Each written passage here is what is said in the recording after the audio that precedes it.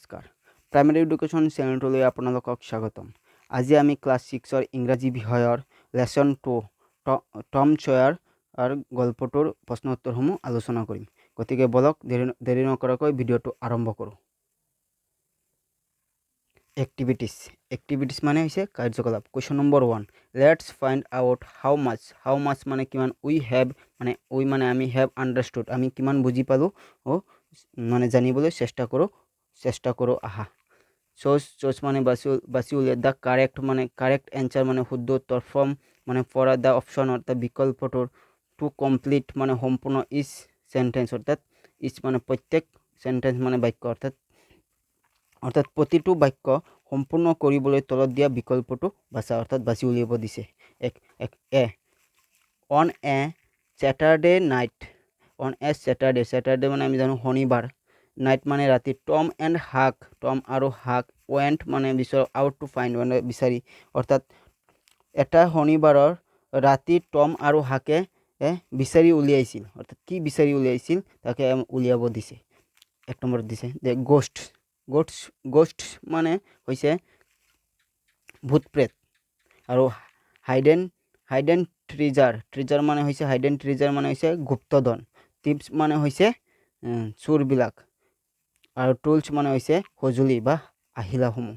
এতিয়া কোনটো বিচাৰি উলিয়াইছিল, অৰ্থাৎ গুপ্তধন বিচাৰি উলিয়াইছিল, হাইডেন ট্ৰিজাৰ বিচাৰি উলিয়াইছিল, এইটো শুদ্ধ উত্তৰ। তাৰপাছত বি নম্বৰ, টম এণ্ড হাক এণ্টাৰ্ড দ্য হাউচ, এণ্টাৰ্ড মানে প্ৰৱেশ কৰা, হাউচ মানে ঘৰ আমি জানো, আৰ্মড মানে হাতত, অৰ্থাৎ হাতত টম এণ্ড হাক কি লৈ মানে প্ৰৱেশ কৰিছিল এইটো বুজাইছে হাতত। 1 নম্বৰ পিকাক্স মানে আমি জানো যে অসমীয়া অৰ্থটো হৈছে কণিত্ৰ, অৰ্থাৎ খনন কৰা কাৰ্য মানে ঘাট খন্দা আহিলা, অৰ্থাৎ খনন কাৰ্য কৰা সঁজুলি। এস্পেড মানে হৈছে এটা বেলচা, অৰ্থাৎ এটা কণিত্ৰ লৈ সোমাইছিল নে এটা বেলচা লৈ সোমাইছিল। 3 নম্বৰ দিছে যে এ পিকাক্স এণ্ড এ স্পেড, এটা কণিত্ৰ আৰু এটা বেলচা নে এটা এই দুটা লৈ সোমাইছিল। আৰু 4 নম্বৰ দিছে এন এক্স মানে এটা কুটাৰ, এণ্ড এ স্পেড মানে হৈছে আমি জানো এটা বেলচা, অৰ্থাৎ কোনটো শুদ্ধ আমি জানো 3 নম্বৰটো শুদ্ধ, কাৰণ 3 নম্বৰটো অৰ্থাৎ এটা কণিত্ৰ আৰু এটা বেলচা লৈ সোমাইছিল। চি নম্বৰ, টম এণ্ড হাক চ, অৰ্থাৎ টমে আৰু হাকে কি দেখিছিল, অৰ্থাৎ দেখিছিল, চ মানে দেখিছিল, অৰ্থাৎ 2 men entering the house, অৰ্থাৎ 2জন মানুহ ঘৰটোত সোমাইছিল। 1 man entering the house, অৰ্থাৎ এজন মানুহ ঘৰটোত সোমাইছিল। জয় entering the house, অৰ্থাৎ জয় ঘৰটোত সোমাইছিল। 3 thieves মানে হৈছে চোৰসমূহ, আমি ইয়াত মানে আগতে পাইছোঁ 3 thieves, অৰ্থাৎ 3টা চোৰ entering the house, অৰ্থাৎ ঘৰটোত সোমাইছিল। কোনটো শুদ্ধ, টমে আৰু হাকে, অৰ্থাৎ প্ৰথমটো শুদ্ধ, 2জন মানুহ ঘৰটোত সোমাইছিল। ডি নম্বৰ, থেংক গড মানে হৈছে যে ভগৱানলৈ ধন্যবাদ। উই হেড এ নেৰো এস্কেপ, হু ছেড দিছ টু হোম, অৰ্থাৎ ইয়াৰ অসমীয়া অৰ্থটো হৈছে যে ভগৱানলৈ ধন্যবাদ যে আমি কিবাকৈহে ৰক্ষা পৰিলোঁ বা বাচিলোঁ। হু ছেড দিছ টু হোম, অৰ্থাৎ কোনে কাক কৈছিল, এই কথাষাৰ কোনে কাক কৈছিল। যে 1 নম্বৰ দিছে টম ছেড ইট টু হাক, অৰ্থাৎ টমে হাকক কৈছিল। জয় ছেড টু হাক, অৰ্থাৎ জয়ে হাকক কৈছিল। হাক ছেড টু জয়, অৰ্থাৎ হাকে জয়ক কৈছিল। 4 নম্বৰ দিছে যে হাক ছেড ইট টু টম, অৰ্থাৎ হাকে টমক কৈছিল, অৰ্থাৎ 4 নম্বৰটো শুদ্ধ। এইটো শুদ্ধ যে হাকে টমক কৈছিল এই কথাষাৰ। কুৱেশ্যন নম্বৰ 2, অৰ্থাৎ ৰিড দ্য ষ্টৰি, অৰ্থাৎ গল্পটো পঢ়া, এণ্ড এনচাৰ আৰু উত্তৰ দ্য ফলোয়িং কুৱেশ্যন, অৰ্থাৎ তলত প্ৰশ্নসমূহৰ briefly in your own words, অৰ্থাৎ চমুকৈ লিখিব দিছে, অৰ্থাৎ নিজৰ ভাষাত প্ৰশ্নসমূহৰ। অৰ্থাৎ 1 নম্বৰটো হ'ল যে what did Tom always dream of, দুটা কুৱেশ্যন মই লিখি আনিছোঁ। যেনে 1 নম্বৰটো যে what did Tom always dream of, অৰ্থাৎ ইয়াৰ টমে সদায় কি সপোন দেখিছিল, ইয়াৰ অসমীয়া অৰ্থটো অৰ্থাৎ answer Tom had always dreamed of finding boxes of hidden treasure in haunted house, অৰ্থাৎ টমে প্ৰায় সপোন দেখিছিল যে, ইয়াৰ অসমীয়া অৰ্থটো হৈছে সপোন দেখিছিল যে সি ভূতৰ আড্ডাবিলাকত গৈ লুকাই থকা ধন গুপ্তধন বিচাৰি উলিয়াইছিল বা বিচাৰি পাইছে এনেধৰণৰ। 2 নম্বৰটো what plan did Tom make with his friend Huck. 2 number কুৱেশ্যনটো আছিল যে what plan did Tom make with his friend Huck, অৰ্থাৎ ইয়াৰ অসমীয়া অৰ্থটো হৈছে যে টমে হাকৰ সৈতে কি পৰিকল্পনা কৰিছিল। প্লেন মানে পৰিকল্পনা, অৰ্থাৎ কি পৰিকল্পনা কৰিছিল। এনচাৰ টম মেড অৰ্থাৎ টমে সাজিছিল এ প্লেন পৰিকল্পনা উইথ হাকৰ সৈতে টু গ' ফৰ এ ট্ৰেজাৰ হাণ্ট, অৰ্থাৎ টমে গুপ্তধন বিচাৰি যাবলৈ হাকৰ সৈতে পৰিকল্পনা কৰিছিল।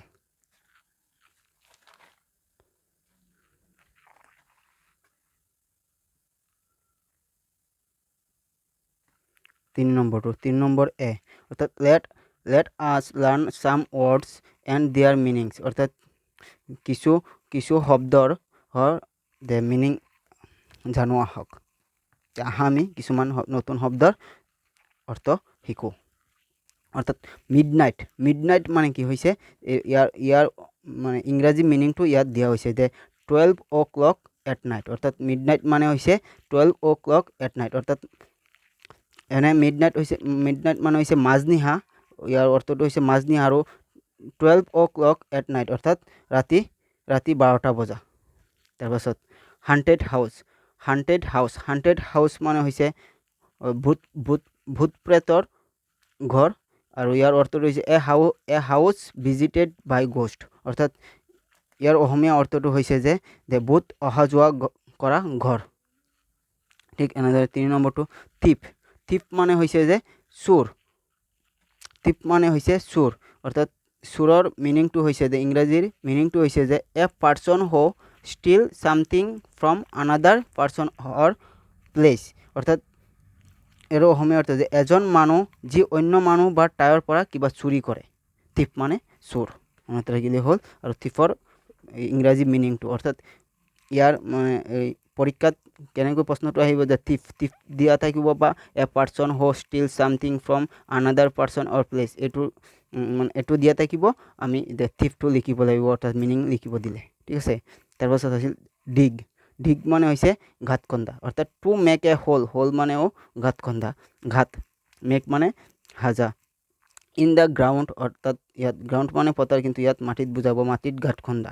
অৰ to remove something from the ground with a tool, অৰ্থাৎ যে মাটিত গাঁত কৰা বা আহিলা বা সঁজুলিৰ সহায়ত মাটিৰ পৰা কিবা আঁতৰাই দিয়া। ইয়াৰ অৰ্থটো হৈছে এনেকুৱা। ষ্টেয়াৰকেছ মানে হৈছে যে কটকটি, আমি জানো ষ্টেয়াৰকেছ, যে a set of stairs inside a building, অৰ্থাৎ অট্টালিকাৰ ভিতৰত, ইনক্লুডিং দ্য পোষ্ট, অৰ্থাৎ কোঠাবোৰৰ লগত জড়িত হৈ থাকে, যে জইন হৈ থাকে, অৰ্থাৎ যোগদান হৈ থাকে, এণ্ড ৰিলছ, অৰ্থাৎ যে অট্টালিকাৰ ভিতৰত থকা যে কোঠাৰ সৈতে চিৰি, অৰ্থাৎ ইয়াত চিৰিৰ ষ্টেয়াৰ্ছ মানে চিৰি, কোৱা হৈছে ষ্টেয়াৰকেছ মানে কটকটি, এনেদৰে। তাৰপাছত লেম মানে হৈছে যে দিব্যাংগ বা বিকলাংগ, অৰ্থাৎ খোজকাঢ়িব নোৱাৰে যে, এইবিলাক লেম, অৰ্থাৎ ইয়াৰ অৰ্থটো হৈছে যে unable to walk well because of an injury to the leg or foot, অৰ্থাৎ ইয়াৰ অসমীয়া অৰ্থটো যে ভৰি বা টেংগত হোৱা আঘাতৰ বাবে ভালদৰে খোজকাঢ়িব নোৱাৰা, তাকে কি বুলি কোৱা হয়, লেম বুলি কোৱা হয়, লেম। গ্ৰাম্বল্ড মানে হৈছে যে আপত্তি বা অভিযোগ, অৰ্থাৎ কমপ্লেইন মানে আমি জানো যে আপত্তি বা অভিযোগ কৰা, এবাউট ছামথিং, অৰ্থাৎ কি হ'বৰ বাবে কিছুৰ কিছুৰ বাবে আপত্তি কৰা, কিছু মানে বিষয়ে আপত্তি কৰা। ধৰে ধৰে টপল্ড টপল্ড টপল্ড মানে হৈছে যে কি বিপৰ্যস্ত হোৱা অৰ্থাৎ অস্থিৰ হোৱা। Become a unsteady and fall down, become a unsteady ইয়াৰ অৰ্থটো টপল্ড মানে মিনিংটো ইংৰাজী মানে become unsteady and fall down ইয়াৰ অৰ্থাৎ অস্থিৰ হোৱা আৰু পৰি যোৱা। তাৰপাছত ৰেপ ৰেপ মানে হৈছে মেৰিয়াই দিয়া বা ডাকুনি মাৰা। ইয়াত মানে ইয়াৰ ইংৰাজী অৰ্থটো হৈছে যে টু কভাৰ চামথিং অৰ্থাৎ কমপ্লিটলি ইন পেপাৰ অৰ আদাৰ মেটেৰিয়েলছ, অৰ্থাৎ ইয়াত ইয়াত কিবা বস্তু বা কাগজ বা অন্য সামগ্ৰীয়ে সম্পূৰ্ণকৈ ঢাকি লোৱা। ৰেপ মানে হৈছে এইটো। তাৰপিছত B number, question number B. Now rewrite the sentence replacing the underlined parts with the words you learned above, অৰ্থাৎ যে এতিয়া তুমি পঢ়া যে তুমি ওপৰত শিকা শব্দবোৰৰ তলত আঁচ থকা অংশৰ সৈতে সলনি কৰি বাক্যবোৰ পুনৰ লিখা, অৰ্থাৎ পুনৰ লিখিব দিছে আমি যে শিকিছোঁ ৱৰ্ডকেইটা। যেনে এক নম্বৰটো they Tom and Huck selected a houses visited by ghost for their new adventure, অৰ্থাৎ এইটোৰ পৰিৱৰ্তে আমি কি লিখিব পাৰোঁ, আমি শিকিছোঁ যে মানে ইংৰাজী মিনিংটো অৰ্থাৎ হাণ্টেড হাউচ লিখিব পাৰিম। তাৰপিছত দুই নম্বৰটো টম এণ্ড হাক ষ্টাৰ্টেড দিয়াৰ journey at 12 o'clock at night, অৰ্থাৎ 12 o'clock at নাইটৰ বিপৰীতে কি লিখিব পাৰিম, যে মিড নাইট লিখিব পাৰিম, অৰ্থাৎ মাজনিশাৰ কথা কোৱা হৈছে মিড নাইট। ঠিক তেনেদৰে the tip was trying to make a hole in the ground, অৰ্থাৎ make a hole in the অৰ্থাৎ ঘাট কন্দা, এইটো যে মাটিত ঘাট কন্দাৰ কথা কৈছে, সেইকাৰণে এইটো দিক মানেও ঘাট কন্দা, দিকটো আমি লিখিব পাৰিম। মানে লিখি পুনৰ বাক্যটো লিখিবলৈ দিছে। He saw a set of stairs including posts and rails inside the haunted house, অৰ্থাৎ ইয়াৰ পৰিৱৰ্তে আমি staircase লিখিব পাৰিম। এইটোৱে staircase, অৰ্থাৎ he saw a staircase inside the haunted house, এনেকৈ লিখিলেই হ'ল। আৰু জয় one of two men was a person who steals things, অৰ্থাৎ person who steals things, অৰ্থাৎ চোৰৰ কথা কোৱা হৈছে ইয়াত। ষ্টিল মানে চুৰি কৰা, বস্তু চুৰি কৰা, এইকাৰণে ইয়াত থিফ, এইটো থিফ মানে চোৰ। 4 number question. Arrange the jumbled sentence in the proper order to get the summary of the story. Tom Sawyer. Rewrite the sentence in the correct order. Begin some of the sentence with then, after that, next, and finally to show how the events happen, অৰ্থাৎ ইয়াৰ অসমীয়া অৰ্থটো হৈছে যে কাহিনীটো সঠিক ক্ৰমত সাৰাংশটো পাবলৈ ওলোটা পোলোটাকৈ বাক্যৰে সজোৱা, অৰ্থাৎ ইয়াত ওলোটা পোলোটাকৈ দিছে আৰু আমি যে সজাই পৰাই, অৰ্থাৎ কোনটো প্ৰথমে লিখিব লাগে, মানে গল্পটো আমি কোনটো প্ৰথমে পাইছোঁ, কোনটো মানে পিছত পাইছোঁ, এইটো লিখিব দিছে। ঠিক তেনেদৰে মই লিখি আনিলোঁ, অৰ্থাৎ এনচাৰ। কুৱেশ্যন নম্বৰ 1 নম্বৰটো হ'ব যে টম এণ্ড হাক, চি নম্বৰটো, অৰ্থাৎ ইয়াত থকা চি নম্বৰটো, কাৰণ এইটো কৈছে যে টম এণ্ড হাক ৱেণ্ট আউট দ্য ফাইণ্ড চাম ট্ৰিজাৰ, অৰ্থাৎ টম আৰু হাকে কিছু ধন সম্পত্তি বিচাৰি উলিয়াই গৈছিল, অৰ্থাৎ উলিয়াবলৈ গৈছিল, এইকাৰণে এইটো 1 নম্বৰ মানে চি নম্বৰটো লিখিছোঁ। ঠিক তেনেদৰে গোটেইখিনি লিখা আছে যে চি নম্বৰটো হৈছে প্ৰথমে লিখিব লাগিব, টম এণ্ড হাক ৱেণ্ট আউট টু ফাইণ্ড চাম ষ্টেয়াৰকেছ। তাৰপাছত এচ নম্বৰটো দ্বিতীয় 2 নম্বৰত হ'ব, 2 নম্বৰ শাৰীত হ'ব দে চিলেক্টেড এ ব্ৰকেন ডাউন হাউচ, অৰ্থাৎ ইয়াত মানে 2 নম্বৰটো সেইকাৰণে হৈছে যে সিহঁতে এটা ভাঙি পৰা ঘৰ বাছি লৈছিল, অৰ্থাৎ ভাগি পৰা ঘৰ বাছি লৈছিল। ঠিক তেনেদৰে 3 নম্বৰত হ'ব জি নম্বৰটো, অৰ্থাৎ the boys started two ডিগ at A place inside the house, ইয়াত আছে, তোমালোকে মানে কিতাপত লিখি ল'লেই হ'ল। কাঠ পেঞ্চিলেৰে। তাৰপাছত 4 নম্বৰটো হ'ব এ, জি নম্বৰৰ পিছত এ লিখিব লাগিব। দে হাৰ্ড এ ভইচ আউটসাইড, যে সিহঁতে বাহিৰত এটা মাত শুনিছিল। তাৰপিছত এ নম্বৰৰ পিছত হ'ব এফ নম্বৰটো, টম এণ্ড হাক hid themselves inside a room on the first floor. এক নম্বৰৰ পিছত হ'ব বি নম্বৰটো, the two men entered the house, অৰ্থাৎ দুজন মানুহ ঘৰৰ ভিতৰত সোমাইছিল।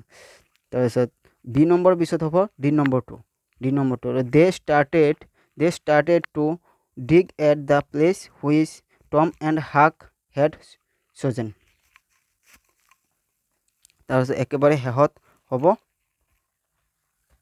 ই নম্বৰটো, যে the two men left the place taking the box of the gold coins. 7 number question number 7 number, let's learn sum types of sentence, অৰ্থাৎ কিমান প্ৰকাৰৰ মানে বাক্য আছে তাক আজি আমি শিকোঁ বলক। যে we use sentence to perform certain functions depending on the functions we have different types of sentence, অর্থাৎ নিৰ্দিষ্ট কাম বুজাবলৈ আমি বাক্যবোৰ ব্যৱহাৰ কৰোঁ, নিৰ্দিষ্ট কাম বুজাবলৈ। যেনে যে কামৰ ওপৰত ভিত্তি কৰি আমাৰ কেইবা ধৰণৰ বাক্য আছে, যেনে এক্সাম্পল, ইজি মানে এক্সাম্পল। ঠিক তেনেদৰে দুটা বাক্য দিছে। এ, টম ৱাজ ফণ্ড অফ এডভেঞ্চাৰ, যে টমে অভিযান ভাল পাইছিল, যে টম ৱাজ ফণ্ড অফ এডভেঞ্চাৰ। তাৰপিছত 2 নম্বৰটো আছে টম এণ্ড হাক এণ্টাৰ দ্য হাউচ, অৰ্থাৎ টম আৰু হাক ঘৰৰ ভিতৰত সোমাইছিল। যে ইয়াত যে কোৱা হৈছে যে দিছ টু চেণ্টেন্স, অৰ্থাৎ এই দুটা বাক্যৰ কথা কোৱা হৈছে। দিছ two sentence R assertive sentence, অৰ্থাৎ এই দুটা হ'ল এছাৰ্টিভ চেণ্টেন্স। দে ষ্টেট সামথিং অৰ গিভ আছ সাম ইনফৰমেশ্যন, অৰ্থাৎ যে এই দুটা হৈছে বৰ্ণনামূলক বাক্য। এছাৰ্টিভ চেণ্টেন্স মানে হৈছে বৰ্ণনামূলক বাক্য, আৰু সিহঁতে কোনো তথ্য বা কথা প্ৰকাশ কৰে। সিহঁতে মনে লাগে যে কোনো তথ্য বা প্ৰকাশ কৰে, অৰ্থাৎ সম্পূৰ্ণ বাক্য এটা এছাৰ্টিভ চেণ্টেন্সেছ, অৰ্থাৎ হয়বোধক বাক্য। এনেদৰে বাক্য থাকিলে এছাৰ্টিভ চেণ্টেন্সত ধৰিব লাগে, অৰ্থাৎ এছাৰ্টিভ চেণ্টেন্স এইবোৰ বাক্য। হিয়াৰ আৰ টু আদাৰ চেণ্টেন্স, ইয়াত আকৌ দুটা মানে বেলেগ বাক্যৰ কথা কোৱা হৈছে। 3 নম্বৰটো যে see, have you thought of the pickaxe, ইয়াৰ কথা হৈছে তুমি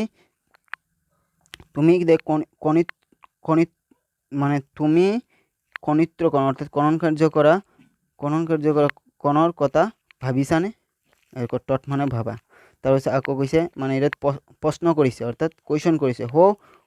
হু ব্ৰট দেম হিয়াৰ, অৰ্থাৎ এইবোৰ ইয়ালৈ কোনে আনিছিল? ব্ৰট মানে আনিছিল, এইবোৰ মানে কোনে আনিছিল, এইটো কুৱেশ্যন মানে প্ৰশ্ন কৰা হৈছে।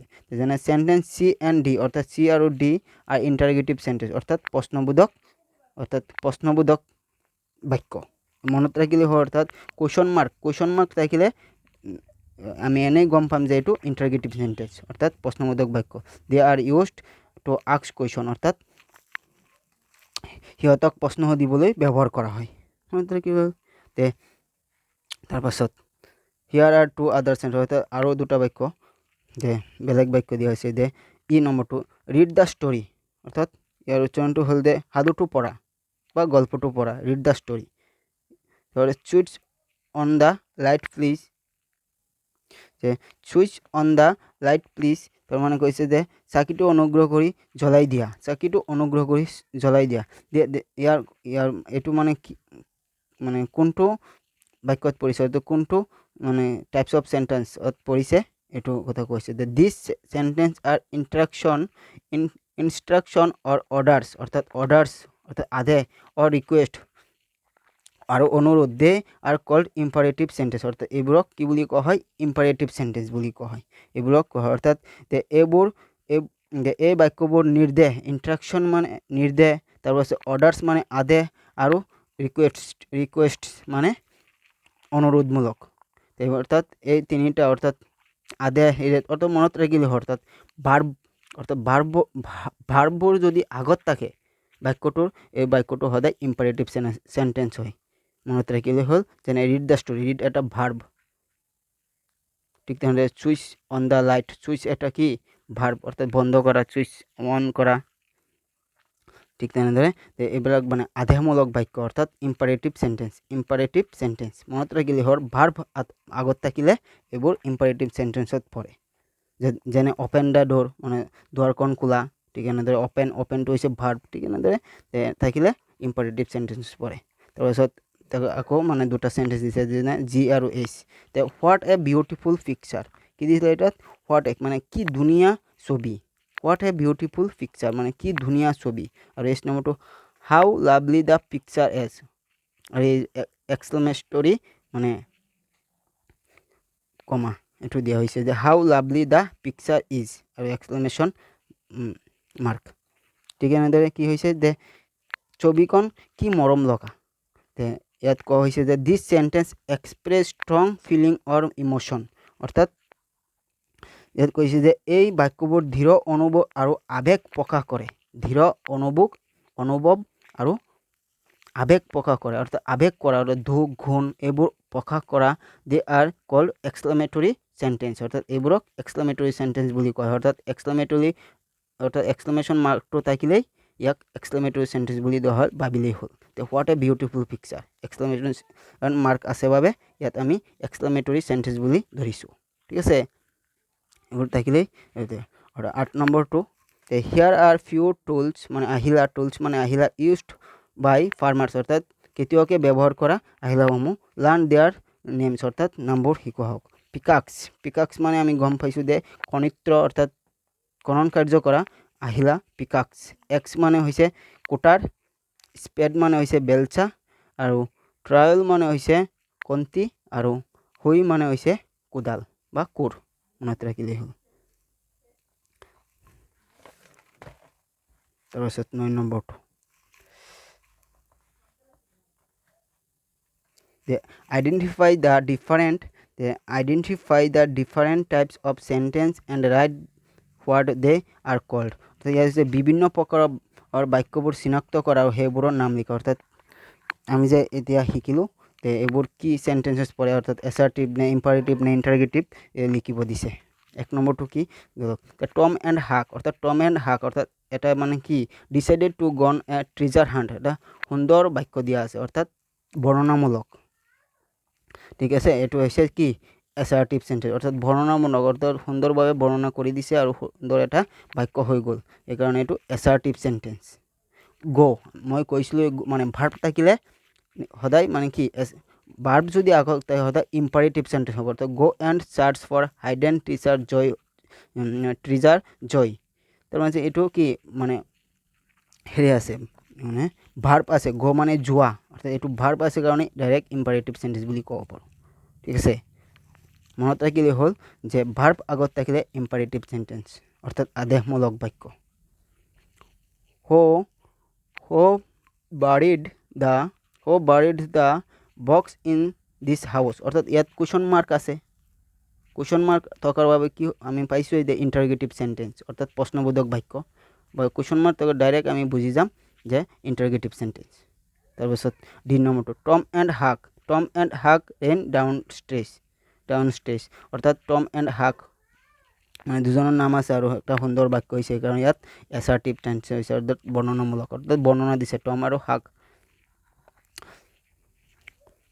মানে ধৰিছিল ৰেন ডাউন ট্ৰেজ অৰ্থাৎ তললৈ কটকটিত সেইকাৰণে সুন্দৰকৈ এটা বাক্য লিখিছে কাৰণে ইয়াত এছাৰ্টিভ আৰু বৰ্ণনামূলক বৰ্ণনা কৰিছে বাবে এছাৰ্টিভ সেন্টেন্স হৈছে ঠিক আছে চি নম্বৰ ডিগ দ্য গ্ৰাউণ্ড অৰ্থাৎ ডিগ মানে ঘাট খন্দা আমি জানো ঘাট খন্দা ডিগ মানে এইটো এটা ভাৰ্ব দ্য গ্ৰাউণ্ড অৰ্থাৎ মাটিত ঘাট খন্দা এইটো ডাইৰেক্ট মানে আদেশ অৰ্ডাৰ দিয়া হৈছে অৰ্ডাৰ দিয়া হৈছে সেইকাৰণে এইটো ইম্পাৰেটিভ আৰু ভাৰ্ব আছে কাৰণে ডাইৰেক্ট আমি লিখিব পাৰিম ইম্পাৰেটিভ সেন্টেন্স বাছ তাৰপাছত F number the boys began to breath মোৰ ইজিলি, অৰ্থাৎ ইয়াত এটা সুন্দৰকৈ বাক্য দিয়া আছে। দ্য বইজ অৰ্থাৎ আৰম্ভ কৰিছিল দ্য বইজ, অৰ্থাৎ the boys began to breath মানে উশাহ লোৱা মোৰ ইজিলি, অৰ্থাৎ ল'ৰাকেইজনে মানে কৈছে যে ল'ৰাকেইজনে ভালদৰে উশাহ ল'বলৈ ধৰিছিল।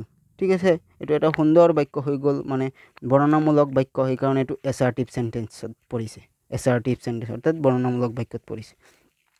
লেটছ চাৰ্চ দ্য হাউচ, অৰ্থাৎ লেট মানে হৈছে কি হেৰি বাৰ্ব মানে বলা, চাৰ্চ দ্য হাউচ অৰ্থাৎ সন্ধান কৰোঁ দ্য হাউচৰ ঘৰটোৰ। ঠিক আছে, এইটো কোৱা হৈছে লেট আগত আছে কাৰণে এইটো বাৰ্ব হৈ গ'ল, এই কাৰণে এইটো ইম্পাৰেটিভ চেণ্টেন্স। তাৰপাছত এইচ নম্বৰটো এইটো এক্সক্লেমেশ্যন মাৰ্ক আছে। ইটছ গ্ৰেট ডিস্কভাৰী, অৰ্থাৎ এক্সক্লেমেশ্যন মাৰ্ক, অৰ্থাৎ এক্সক্লেমেটৰী মাৰ্ক থকাৰ বাবে ডাইৰেক্ট এক্সক্লেমেটৰী চেণ্টেন্স বুলি আমি ধৰিব পাৰোঁ। তাৰপিছত আকৌ দিছে থেংক গড, এইটো কি এক্সক্লেমেটৰী মাৰ্ক আছে। উই হেড এ নেৰো এস্কেপ, এইটো কি এক্সক্লেমেটৰী চেণ্টেন্স। থেংক গড অৰ্থাৎ ভগৱানলৈ ধন্যবাদ। উই হেড আমি মানে কিবা কৈহে মানে বাচিছোঁ বা ৰক্ষা পৰিলোঁ, সেইকাৰণে ডাইৰেক্ট এইটো কি আছে এক্সক্লেমেটৰী, অৰ্থাৎ এক্সক্লেমেশ্যন মাৰ্ক আছে কাৰণে এক্সক্লেমেটৰী চেণ্টেন্স। ঠিক আছে, যে number the two men cried out in joy, অৰ্থাৎ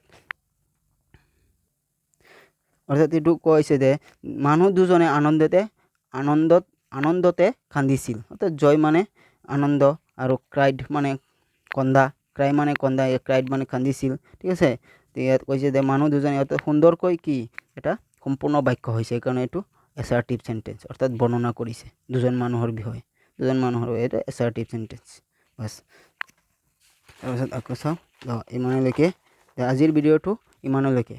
যদি এনেকুৱা ভিডিঅ'ৰ মানে আপোনালোকৰ ল'ৰা ছোৱালীৰ প্ৰয়োজন হয় বুলি ভাবে তেন্তে মানে এই চেনেলটো ছাবস্ক্ৰাইব কৰিবলৈ নাপাহৰিব। ধন্যবাদ।